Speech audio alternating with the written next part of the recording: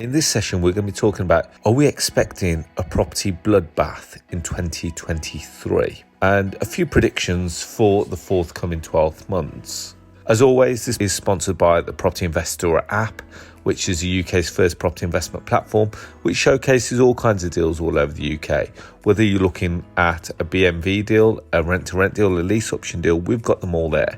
There are two ways to get involved. You can either go to the website, which is propertyinvestораpp.co.uk, or if you've got a smartphone, go to the App Store, type in Property Investor and download it from there. So this episode has actually been born from the back of going to do a property talk last week for, believe it or not, it's one of the PIN meetings. And one of the questions that came out from the crowd is, how are you going to adapt over the next 12, 24 months? One of the questions was, what are you guys doing? How much are you putting the rents up by to incorporate the increased energy prices? What are you going to be doing with council tax banding for your HMOs? And then some people started talking about what we're looking forward to in terms of, are we seeing a downfall in prices? Are we going to see an upturn in prices? And I'm going to try and address all these mini points. First of all, let's start with saying, don't sweat the small stuff. And the next quote I'm going to say is, don't watch the news. And the reason why I say that is because, believe it or not, it's all scaremongery. I can't remember the last time I watched any news or even actually read a newspaper.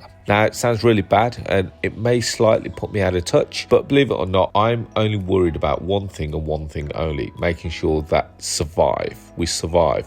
Yes, I hear about the utility companies and what they're offering and what they're intending to do, mainly by social media. And if I think it's relevant, I will then do some further research on it by perhaps reading a few articles, and then I'll start to make a judgment as to what I'm going to do from there on. But I don't listen to the media. I don't listen to the news. I don't read the newspapers on it, because pretty much they're there for one reason, to scare the living daylights out of you. And I hope that you really agree with me on that. Now, going back to my point, let's start with the utility companies actually, and the increase, what we're going to do with that next year.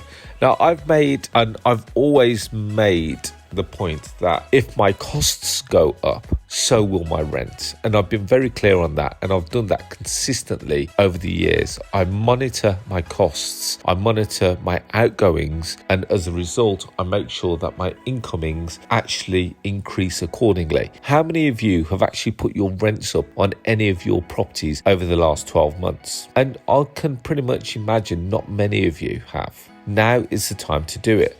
But before you do it, it's perhaps a good time to do a bit of a calculation. So it's the start of October 2022, and the energy increases, or should I say the energy price increase, actually came into effect from the 1st of October 2022. So over the next few weeks, it'd be interesting to see from your bills the consumption charges. So how much were you paying prior to the 1st of October and how much are you paying now? So if you pay your bills on a monthly direct debit, you can see straight away a direct comparison of increase. If you pay and you've got smart meter, again, you can do comparison checks. And again, so let's just imagine that in September you were paying a direct debit for £100 for a single letter. Now it's gone up to £130 in October. You'll be able to gauge how much to increase the rent by to cover your new outgoing. Now, people say, well, Arsh, how are people going to be able to afford this? And that is a very valid point. But if you have a look at what's happening in the industry, we're being penalised left, right and centre.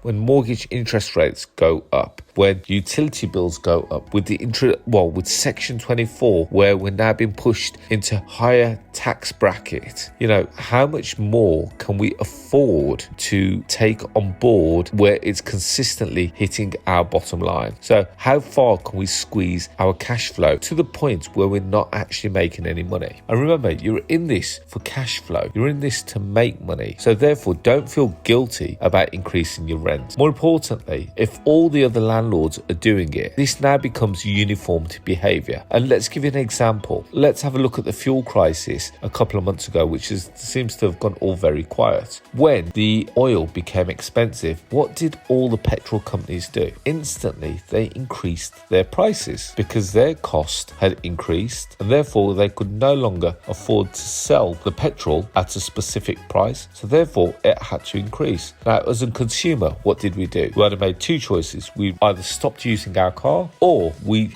unfortunately just had to get on with it. And I don't know about you, but yes, I moaned about it the first time I went to fill up with some diesel, but I just got on with it because I know I need my car. And the same happens actually with the roof over your head. You know, your bills are going to go up in the property that you live in, and therefore the bills in the other rental properties are also going to increase, and therefore the rents have to increase. Now, as I said, if this becomes uniformed behaviour, regardless of whether that tenant lives with you or another landlord, they will see an increase in their rent. So rents where they were previously, let's say they're paying £400 a month, it may now have gone up to circa £430 or £450 a month. But you can only really do that calculation once you've actually had a look and done the comparison on the costings. I wouldn't suggest putting it up so high that you then become, unaffordable, but it's definitely worth doing. So that's my initial point on that. I'm going to keep it quite clear and clean on that. There's no real further comment on that. Now, lots of people talk to me about council tax banding. They're worried about the valuation office agency going out and banding their rooms individually. Now, I'm going to say again, I'm all for each room being banded separately. Now, I know that sounds really strange, and the reason why I'm all for it is because if this again becomes uniform behaviour, then the tenant will have to pay their own council tax. So therefore, what does that do to me? It actually increases my cash flow because it removes the liability of council tax away from me and now puts the onerous onto the tenant. So therefore their rent will no longer include council tax. I'm not sure, or if I was a landlord and I had a HMO that had 6 council tax bills for a 6-bed HMO, I would not be including that within my rent because the council tax bill on an average room, let's just say it's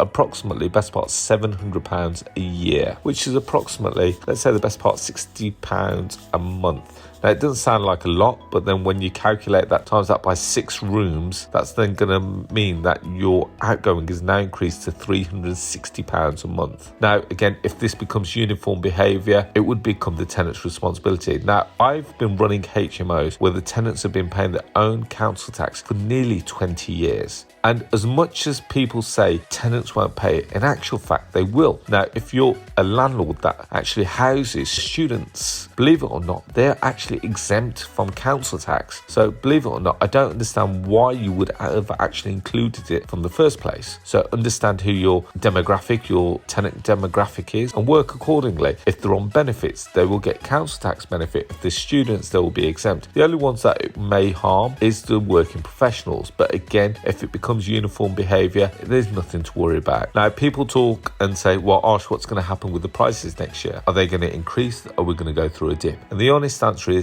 I don't know. It's too soon to say. The reason why I say that is because as much as everything is pointing towards it going to a crash, so we're talking about interest rates, we're talking about a new government, we're not sure what that government's doing. Are they a good government? Are they a bad government? They've also put in some relief for stamp duty. So in one way, we should see it fall, but the reality is that I actually think that with the introduction of the reduction of stamp duty, I think it will keep the property market afloat like it did in lockdown. It's not a bad strategy, and it's actually a strategy which allows more people to continue to purchase. Now, obviously, that comes at a cost. Now, we've seen that interest rates are increasing, and that has made people a little bit nervous because they don't know now, what's going to happen with their funds, and more importantly, with the pound plummeting to almost like an all-time low, that's also made people very nervous. So I can't comment right now, but what I am doing is just observing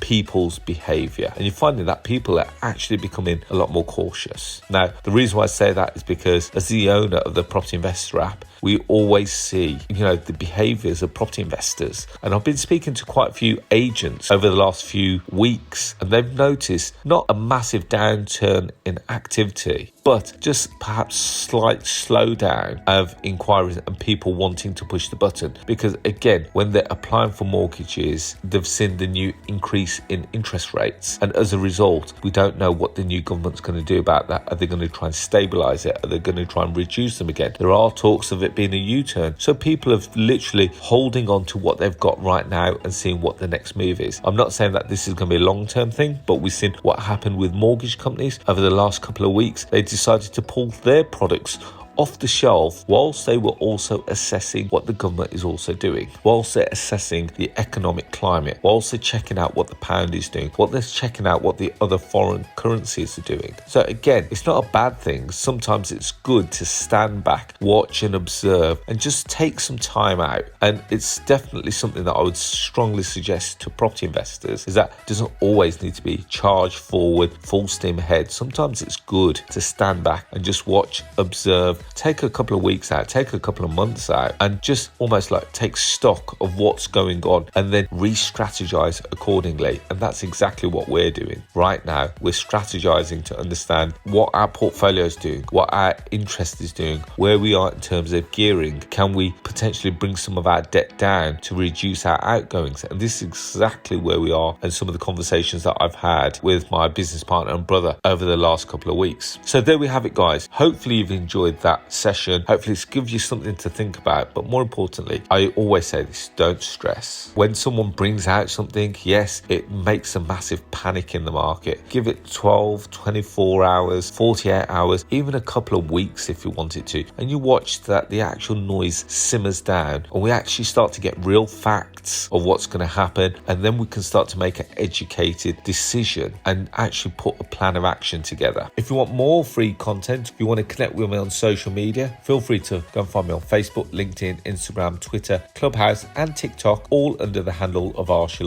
And as I said at the start, it's sponsored by the Property Investor app, which is the UK's first property investment platform, which showcases all kinds of deals all over the UK. Whether you're looking for that below market value deal, that rent to rent deal, that lease option deal, we've got them all there. Go and check us out. Now, there are two ways to get involved. You can either go to the website, which is propertyinvestораpp.co.uk, or if you've got a smartphone, go to the App Store, type in Property Investor and download it from there. As always, guys, I wish you all to be safe, well and happy, and I look forward to speaking to you all very soon. Thank you and bye-bye.